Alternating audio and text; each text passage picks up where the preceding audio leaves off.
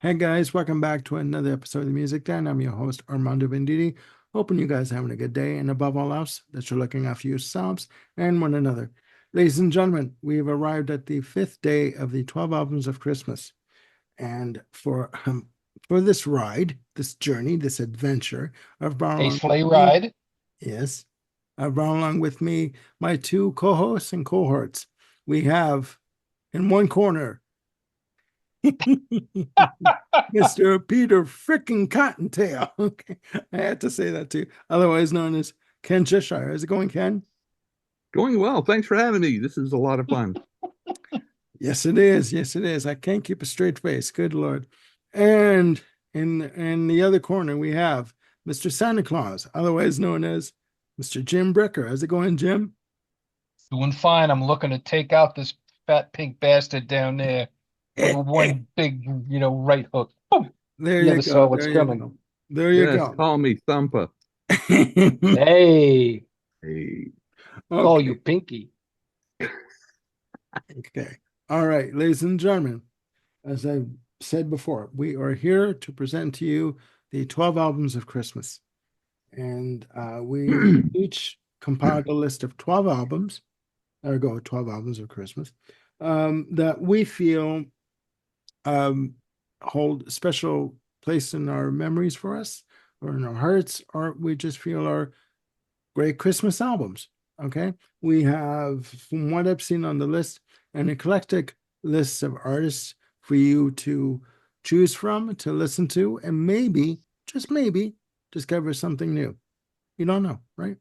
And that's the beauty of music. I've said this before and I'll say it again.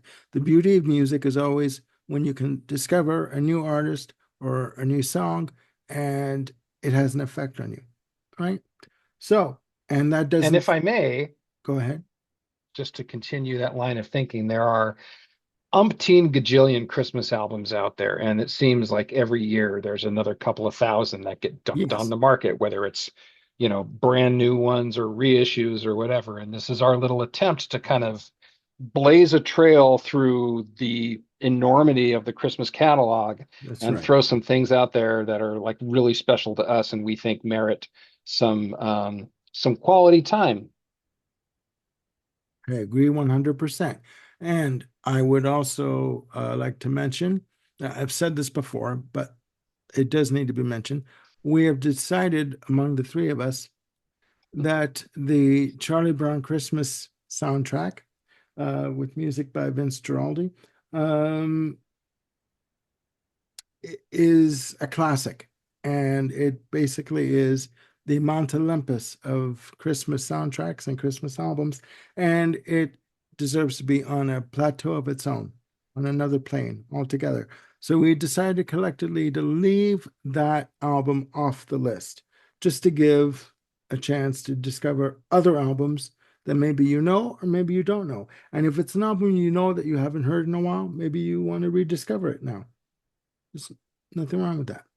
So, without further ado, um, and without running off at the mouth, I know too late, but we are going to continue and carry on, ladies and gentlemen. I will pass the virtual mic over to Mr. Peter Deranged Cottontail. Sorry, and go with Ken for his pick for the fifth day. thank you, 12 Armando. albums of Christmas. This pick is the newest of all my picks. It was released in 2020, so just 4 years old. Uh, do either are either one of you familiar with Jamie Cullum? Mr. I know the Cullum was name. born in 1979. He is a British jazz pop singer, pianist, composer. He's released 13 albums and 24 singles. He's been nominated for 17 major awards, not including that one back there, Good and has Lord. won 10. This album is 10 tracks of all original Christmas songs in the big band tradition, in using on many of the songs full orchestra. Um, this is one of my favorite contemporary jazz musicians. He's an unbelievably excellent pianist. Um, I got to see him in New Orleans at the House of Jazz I guess it was about 8 or 10 years ago. Just a phenomenal showman. Um, he's really great in that he doesn't just record within any single genre. He covers a lot of you know contemporary pop and not necessarily hip hop, but definitely 21st century artists in a very, very creative way. Um, uh, One thing that he is most famously known for is co-writing um, the title song for the film Gran Torino with Clint Eastwood. In the closing credits, that's the song that plays with actually Clint Eastwood doing the vocals. But I highly recommend checking out Cullum's recording doing the vocals. It's chilling. I mean, the album is called The Piano Man at Christmas. These songs they capture a combination of a modern sound with these Christmas songs, and then some of them capture just that good feeling of the traditional stuff. And they're all originals, and they are all so good. They did 2 years ago come out with a special edition with a additional second disc. Um, it, I would just stick with the original. That second disc doesn't really offer much, to that. Yeah. But I love me some jazz. I especially love me some Christmas jazz, and I love Jamie Cullum. From 2020, The Piano Man at Christmas is, to me, my favorite new album, probably for the last 7 years at least. So, especially for having all original tracks. It's a good choice. I'm going to check that out. Check that out. All right, down to Mr. Santa Claus, Jim. Hello. Hello. All right. So let's see how to frame this one up. I'm going to clear my throat. There, much better. So I'm not sure if folks have figured this out, but I'm kind of like the middle child of this group. I think that Ken was born about 5 or 6 years before me. Armando, I think, was born about 5 or 6 years after I was. And this next album is one that I think has kind of become a standard amongst people my particular age. And I don't think it would be so much within Ken's range or Armando's range. I think it just has a lot to do with the time that it was released and the age that people like me were when it was released. This is an album from 1982. Was released on the Windham Hill label, and it's George Winston's solo piano album entitled December. Now, all right then.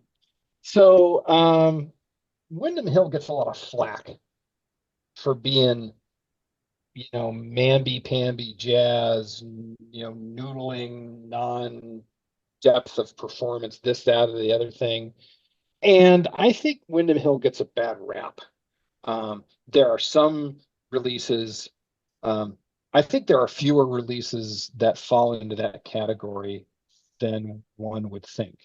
There's a lot of amazing, amazing playing on the from the Windham Hill label. People like Michael Hedges, people like George Winston.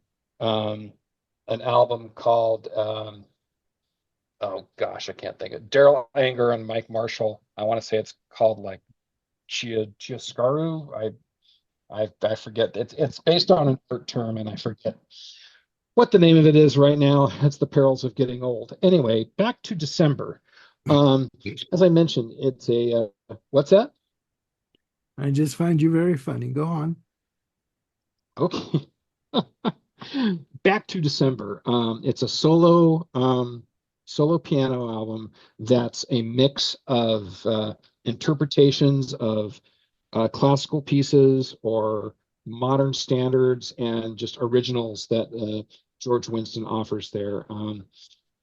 For me, and the he's not doing Jingle Bells. He's not doing Santa Claus is Coming to Town. He's not doing O Little Town of Bethlehem. The things that he's doing are kind of off the not completely off the reservation, but they're just not the typical Christmas songs that are on there. Things like The Holly and the Ivy, which, it's an amazing Christmas song, but it's kind of a deep cut. You got to really be into Christmas music to really know that one. Jesus, Jesus, Raise Your Head is another one that's in that vein. He has a version of Carol of the Bells on here, as well as variations on Pachelbel's Canon, which is not, Christmas, but it works within the context of this record. His version of Some Children See Him, which Ken talked about before on an earlier episode. It's just phenomenal. Winston's playing, it's not classical, it's not jazz, it's somewhere in this middle ground that's sort of very unique to the vibe of Windham Hill. And it just kind of got unfortunately mislabeled as new age, and this isn't that at all. This record is it's very, it's got a Bill Evans vein running through Okay, it. now I got a point of His, reference. Okay. yeah, his playing is incredibly deep and sensitive. It's a wonderful balance of peaceful and affirming music. This is not flash at all. He's just really almost doing kind of folk-ish interpretations of a lot of these songs. And like a lot of the Windham Hill label, as I was 17 when this came out, and I discovered it in college. Like a lot of other of my peers, we were getting into college, and Windham Hill records were starting to explode, and people like George Winston, Will Ackerman, Michael Hedges, Mark Isham, people like that. Their records were kind of all around the people who fancied themselves as audiophiles. This one it definitely sticks the landing. It's a fantastic record. It does not sound dated. It's wonderful for any Christmas occasion where like background piano music would be welcome. So not your happening swinging Christmas party, but if it's a Christmas gathering, like, just work and friends or whatever, and you want to keep it a little low key, this would be perfect for that. Also perfect for Christmas morning, Christmas Eve. It's a fantastic record. December by George Winston. I gotta check that out. You're opening me up to a lot of different albums that I never knew existed myself. So it's good. It's a good thing. And vice versa. It's, not only for Christmas, but for all the other videos that we do, there's just a whole, panoply of releases out there. And by the way, chiaroscuro, that's the term I was trying to think of before. Chiaroscuro. Okay. All right. All right, ladies and gentlemen. My pick for the 5th day of the 12 albums of Christmas. We are going with some Luther Vandross with his 1995 release, This Is Christmas. Now, I love me some Luther. Love me some Luther Vandross. Oh, sweet Jesus. For those of you who don't know, he got his start on Sesame Street Of all places. Really? The first episode of Sesame Street in 1969. He was featured as one of the singers on the show with the group he was with at the time. He went on to work with David Bowie on the Young Young Americans album. Americans. The Young Americans album got a songwriting credit for the track Fascination due to the fact that David Bowie liked his idea for some vocal arrangements, and he gave him full credit for the track Fascination. Also worked with Bette Midler, went on to do other jingles for NBC, etc., other GE and NBC and all those things, all those companies.